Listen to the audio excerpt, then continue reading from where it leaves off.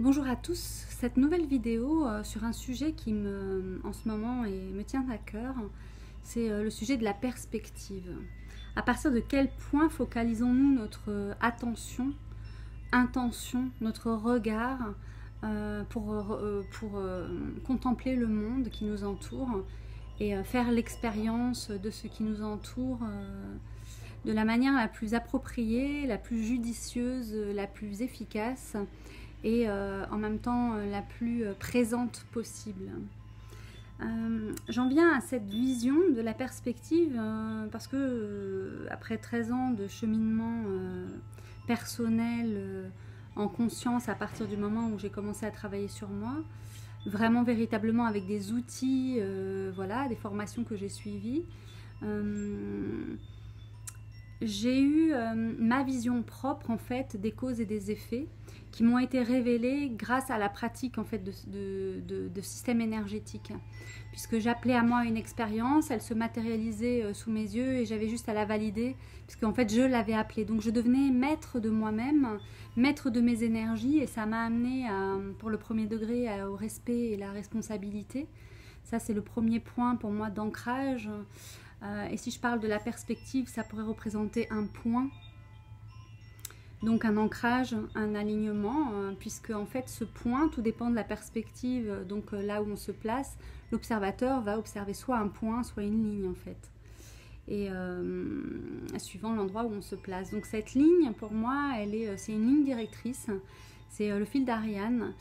J'arrive à relier les choses entre elles, ce qui me permet en fait d'aller beaucoup plus vite et de ne pas me perdre dans les méandres de la séparation. Et pour ça, je remercie vraiment les flammes jumelles, cette rencontre-là, malgré tout ce que cela implique de bouleversement dans la vie et de douleur. C'est une grande révélation et une grande libération aussi, et il faut le souligner. Donc j'avais envie d'honorer aujourd'hui mon masculin, puisque c'est le 13, c'est nos codes sources, le 13. Il est né un 13, ma mère, il est né le même jour et le même mois que ma mère. Tous les deux, lui et moi, nous sommes de la même année. Son anniversaire, c'est le jour enfin, sa fête, c'est le jour de mon anniversaire. On s'imbrique en fait l'un l'autre dans nos codes sources. Et tous les codes sources, en fait, que ce soit de l'un ou de l'autre, en fait, se répondent. Et je trouve ça merveilleux de pouvoir, en fait, comment je pourrais dire, de le voir évoluer, en fait, ce lien de manière constructive, et pas seulement pour moi, mais aussi pour mon environnement. Chaque acte, chaque pensée, chaque geste que je pose quotidiennement, chaque jour, vient construire une nouvelle réalité. Et c'est pas pour que le monde change du jour au lendemain, comme ça, par un coup de baguette magique. Non, c'est un travail personnel que chacun entreprend. On est tous reliés les uns aux autres. Donc une personne qui évolue permet à l'ensemble d'évoluer. Et c'est pas moi qui fais le travail pour vous, en fait. C'est simplement, je transmets une fréquence, une vibration qui va permettre à chacun d'aller révéler en lui-même quelque chose, voilà, qui partagera à son tour dans son environnement pour le bien de tous, puisque mon intention c'est que chaque chose retrouve sa place, sa juste place, et selon le plan divin, voilà, parce que je ne sais pas moi ce qu'il y a de mieux en fait. Peut-être que je me limite dans mon champ d'action, donc je demande le meilleur pour chacun. Et donc les flammes jumelles, pour moi, ça a été vraiment ça. C'était une initiation, la grande initiation pour moi, la grande initiation par l'amour, par le feu purificateur de l'amour. Et c'est pas l'amour que je croyais. C'est pas l'amour tel que aujourd'hui il est dans l'esprit de la plupart des gens.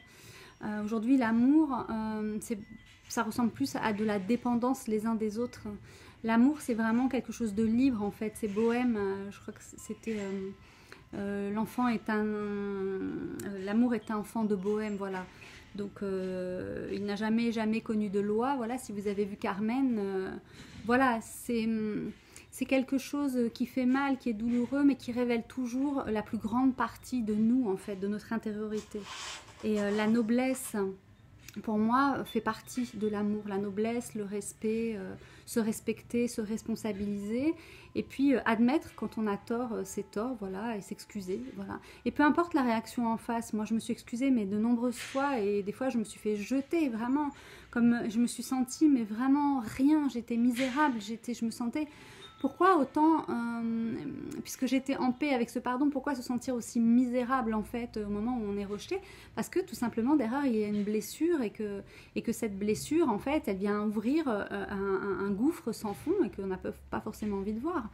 Après ça demande du courage de se remettre en question. Donc cette énergie du jour, la grande initiation de l'amour aussi, parfois en fait on est face à ça, à cette réalité où on rencontre quelqu'un qui va bouleverser notre vie, qui va nous bouleverser nous, que l'on appelle l'amour. Et en fait cet amour là c'est pas un amour où on est ensemble, on forme un couple et on a des enfants et l'histoire se finit bien, non, c'est tout un travail intérieur de l'amour pour soi, de l'amour de toutes ses parties, ombre et lumière, féminin et masculin.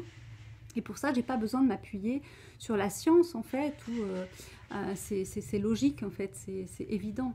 Et donc je pars du principe du point en fait, qui est aussi une barre horizontale. Et pour moi, en fait, ça fait le 1 et le 0. Donc je pars toujours d'un principe simple pour justement focaliser ma perspective intérieure sur quelque chose qui est simple, logique, applicable à tout et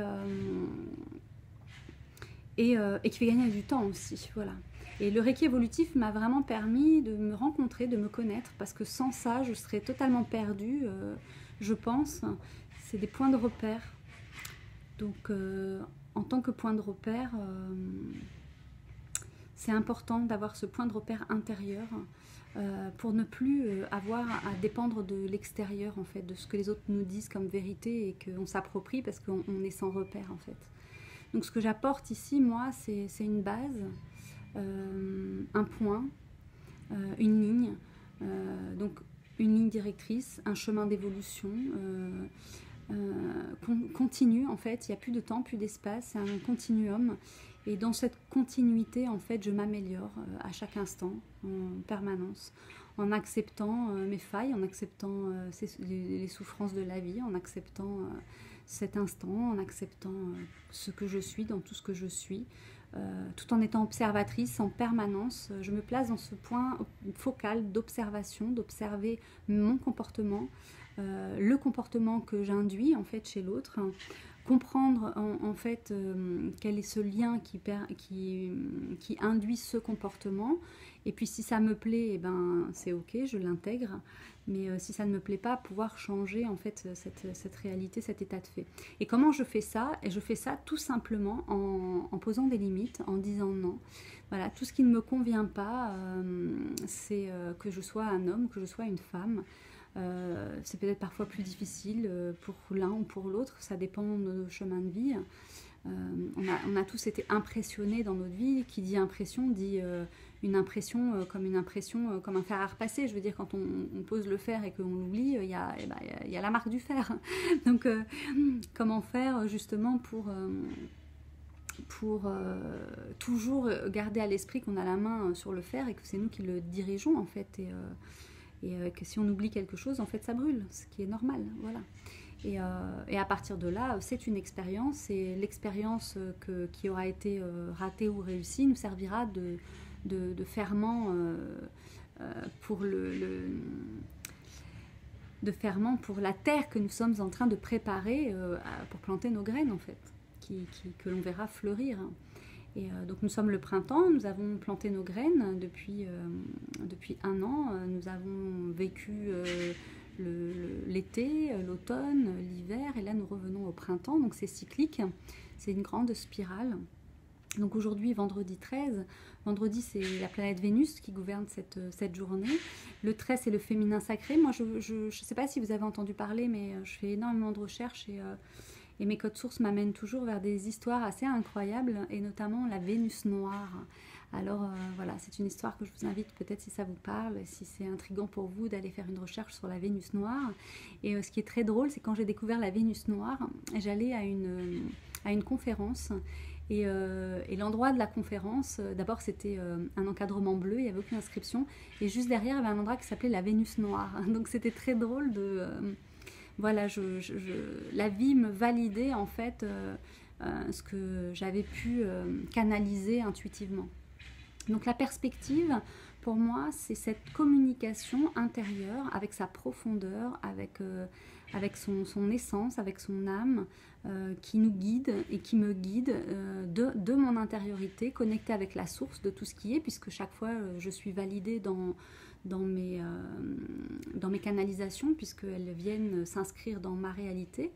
Donc à partir de là, même si je crée ma réalité, ben, finalement c'est une preuve, même si je ne change pas le monde dans l'absolu, je change quand même certaines choses, enfin j'arrive à faire apparaître certaines choses. Donc comment je peux utiliser cette capacité, ce pouvoir pour matérialiser mon paradis sur Terre, puisque c'est mon but, réenchanter le monde. Maintenant, je l'entends dans toutes les bouches, alors je souris parce que je me dis, tiens, est-ce que j'ai mis ça à disposition dans l'espace de l'astral et du coup tout le monde peut capter cette information? Ou est-ce que moi je l'ai entendue et du coup je la retransmets et du coup elle est amplifiée? Voilà, quel est mon rôle finalement dans cette évolution, puisque je constate que ce que je mets en mots en fait se matérialise sous la forme de témoignages de personnes qui s'expriment aussi à travers le net, à travers des vidéos. Et c'est comme un écho en fait qui se propage, donc comme une parole, un verbe créateur qui se propage et qui manifeste des choses et qui peut-être éclaire certaines personnes sur leur mission d'âme, sur leur mission d'être. Mes vidéos sont vibratoires, donc n'importe qui regarde ma vidéo est automatiquement placé sur cette fréquence-là.